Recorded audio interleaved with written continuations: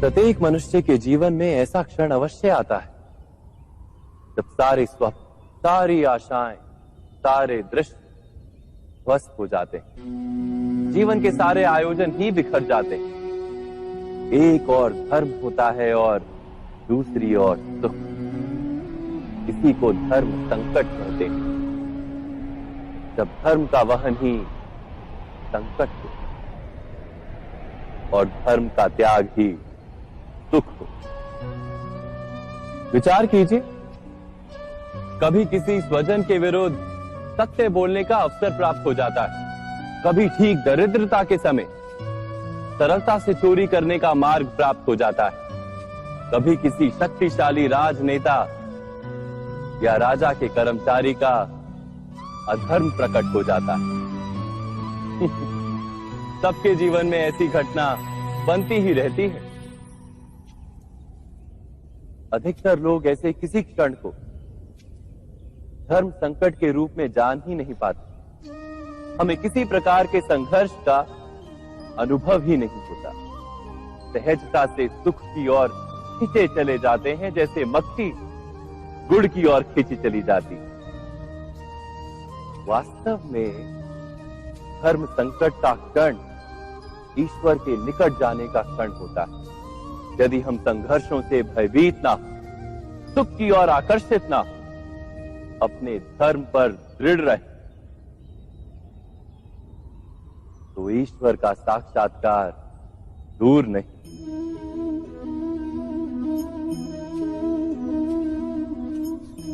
पवन से युद्ध करने वाला पत्ता यदि पेड़ से गिरता है तो भी आकाश की ओर उठता है।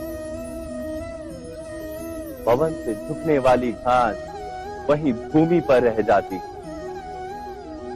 अर्थात धर्म संकट से यदि हम संकट को ही टाल दें तो सुख तो मिलता है, जीवन बढ़ता है, किंतु क्या चरित्र नहीं टूटता? क्या आत्मा दरिद्र नहीं हो जाती? क्या ईश्वर से अंतर नहीं हो जाता? स्वयं विचार किए। दो व्यक्ति जब निकट आते हैं तो एक दूसरे के लिए सीमाएं और मर्यादाएं निर्मित करने का प्रयत्न अवश्य करते हैं। हम यदि सारे संबंधों पर विचार करें तो देखेंगे कि इन सारे संबंधों का आधार यही सीमाएं हैं जो हम दूसरों के लिए निर्मित करते हैं। और यदि अनजाने में भी कोई अन्य व्यक्ति इन सीमाओं को तोड़ता है तो उसी क्षण हमारा हृदय क्रोध से भर जाता है। इन सीमाओं का वास्तविक रूप क्या है? क्या हमने कभी विचार किया? सीमाओं के द्वारा हम दूसरे व्यक्ति को निर्णय करने की अनुमति नहीं देते। अपना निर्णय उस व्यक्ति पर थोपते, अर्थात किसी की स्वतंत्रता का अस्वीकार करते हैं। और जब स्वतंत्रता का अस्वीकार किया जाता है तो उसका हृदय दुख से भर जाता है। और जब वो सीमाओं को तोड़ता है तो हमारा हृदय क्रोध से भर जाता है। क्या ऐसा नहीं होता?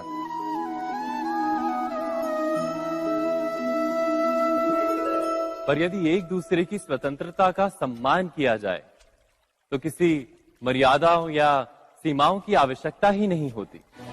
अर्थात जिस प्रकार स्वीकार किसी संबंध का देह है, क्या वैसे ही स्वतंत्रता किसी संबंध की आत्मा नहीं?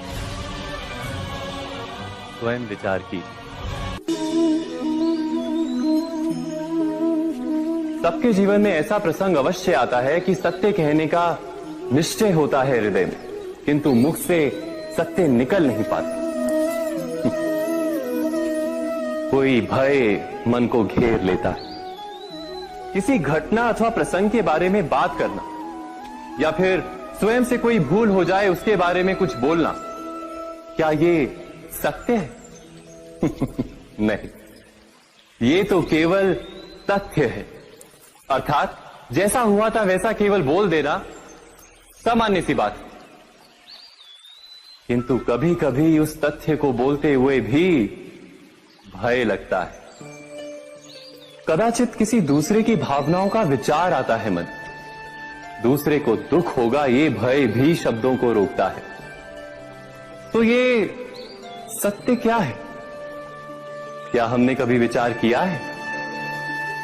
जब भय रहते हुए भी कोई तथ्य बोलता है तो वो सत्य कहलाता है। वास्तव में सत्य कुछ और नहीं, केवल निर्भयता का दूसरा नाम है। और निर्भय होने का कोई समय नहीं होता, क्योंकि निर्भयता आत्मा का स्वभाव है। अर्थात क्या प्रत्येक क्षण सत्य बोलने का क्षण नहीं होता?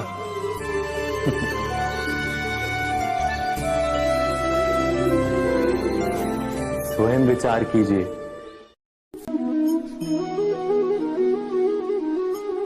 श्रेष्ठता का क्या अर्थ है? श्रेष्ठता का अर्थ है दूसरों से अधिक ज्ञान प्राप्त करना। अर्थात मूल्य इस बात का नहीं कि स्वयं कितना ज्ञान प्राप्त किया, मूल्य इस बात का है कि प्राप्त किया हुआ ज्ञान अन्य लोगों से कितना अधिक है।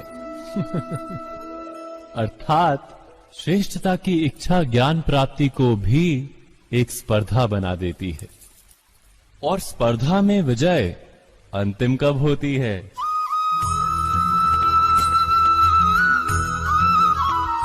कुछ समय के लिए तो श्रेष्ठ बना जा सकता है, किंतु सदा के लिए कोई श्रेष्ठ नहीं रह पाता।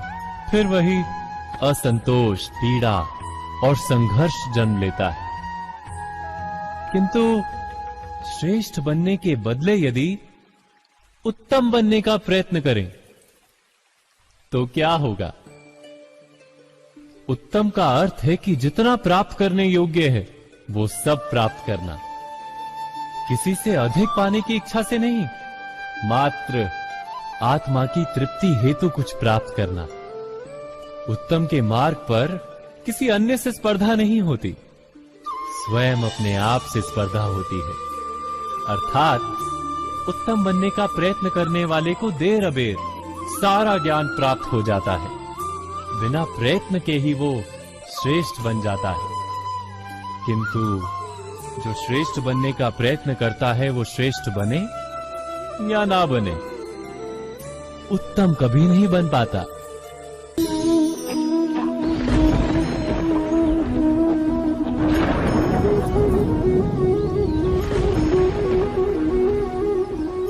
सपनों और पूर्वाभासों के आधार पर हम भविष्य के सुख दुख की कल्पना करते हैं। भविष्य के दुख का कारण दूर करने के लिए हम आज योजना बनाते हैं।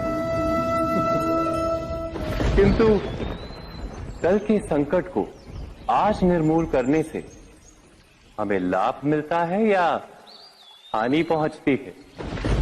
ये प्रश्न हम कभी नहीं करते। सत्य तो ये है कि संकट और उसका निवारण साथ जनते हैं, व्यक्ति के लिए भी और सृष्टि के लिए भी। नहीं, आप अपने भूतकाल का स्मरण कीजिए, इतिहास को देखिए, आप तुरंत ही ये जान पाएंगे कि जब जब संकट आता है तब तब उसका निवारण करने वाली शक्ति भी जन्म लेती है। यही तो जगत का चलन है।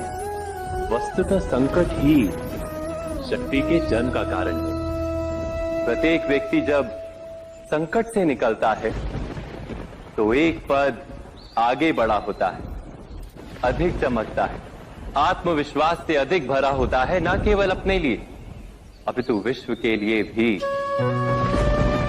क्या ये सत्य नहीं?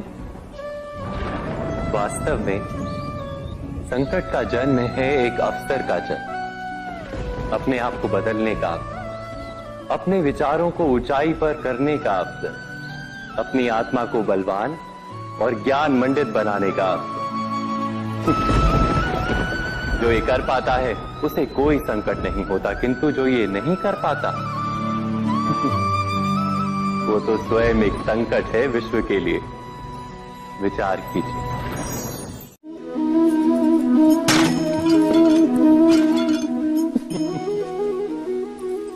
कभी कभी कोई घटना मनुष्य के जीवन की सारी योजनाओं को तोड़ देती और मनुष्य उस आघात को अपने जीवन का केंद्र मान लेता। पर क्या भविष्य मनुष्य की योजनाओं के आधार पर निर्मित होते हैं? नहीं। जिस प्रकार किसी ऊंचे पर्वत पर सर्वप्रथम चढ़ने वाला उस पर्वत की तलाई में बैठकर जो योजना बनाता है, क्या वही योजना उसे उस पर्वत की चोटी तक पहुंचाती है?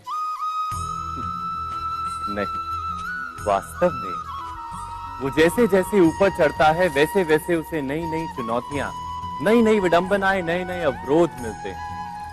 प्रत्येक पद पर वो अपने अगले पद का निर्णय करता है। प्रत्येक पद पर उसे अपनी योजनाओं को बदलना पड़ता है। कहीं पुरानी योजना उसे खाई में ना ढकेल दे। वो पर्वत को अपने योग्य नहीं बना पाता, केवल स्वयं को पर्वत के योग्य बना सकता है। क्या जीवन के साथ भी ऐसा ही नहीं?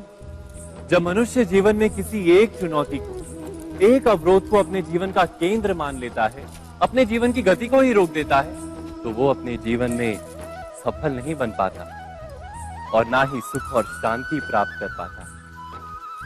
अर्थात जीवन को अपने योग्य बनाने के बदले स्वयं अपने को जीवन के योग्य बनाना ही सफलता और सुख का एकमात्र मार्ग नहीं।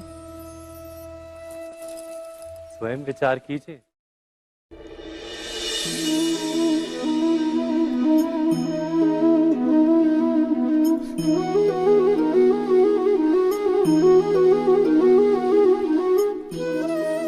जीवन का हर क्षण निर्णय का क्षण होता है। प्रत्येक पद पर दूसरे पद के विषय में कोई निर्णय करना ही पड़ता है और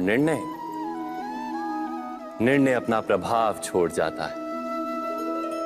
आज किए गए निर्णय भविष्य में सुख अथवा दुख निर्मित करते हैं, ना केवल अपने लिए, अपने परिवार के लिए भी, आने वाली पीढ़ियों के लिए भी। जब कोई दुविधा सामने आती है तो मन व्याकुल हो जाता है, अनिश्चय से भर जाता है। निर्णय का वो क्षण युद्ध बन जाता है और मन बन जाता है युद्ध भूमि। अधिकतर निर्णय हम दुविधा का उपाय करने के लिए नहीं, केवल मन को शांत करने के लिए लेते हैं। पर क्या कोई दौड़ते हुए भोजन कर सकता है? नहीं। तो क्या युद्ध से जूझता हुआ मन कोई योग्य निर्णय ले पाएगा?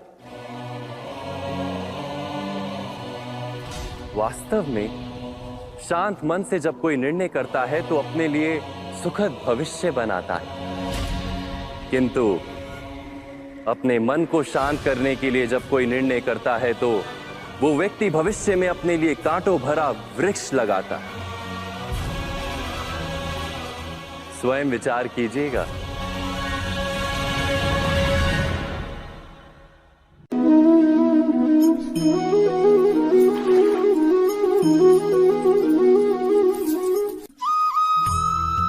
जीवन में आने वाले संघर्षों के लिए जब मनुष्य स्वयं को योग्य नहीं मानता, जब उसे अपने ही बल पर विश्वास नहीं रहता, तब वो सद्गुणों को त्याग कर दुर्गुणों को अपनाता है। वस्तुतः मनुष्य के जीवन में दुर्जनता जन्म ही तब लेती है जब उसके अंतर में आत्मविश्वास नहीं होता। आत्मविश्वास ही अच्छाई को धारण करता है। ये आत्मविश्वास है क्या?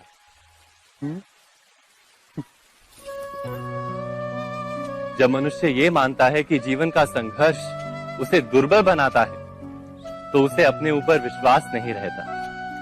वो संघर्ष के पार जाने के बदले संघर्ष से छूटने के उपाय ढूंढने लगता है। किंतु जब वो ये समझता है कि ये संघर्ष उसे अधिक शक्तिशाली बनाते हैं, ठीक जैसे व्यायाम करने से देह की शक्ति बढ़ती, तो प्रत्येक संघर्ष के साथ उसका उत्साह बढ़ता है। अर्थात आत्मविश्वास और कुछ भी नहीं, मन की स्थिति, जीवन को देखने का दृष्टिकोण मात्र है। और जीवन का दृष्टिकोण तो मनुष्य के अपने वश में होता है। स्वयं विचार कीजिए।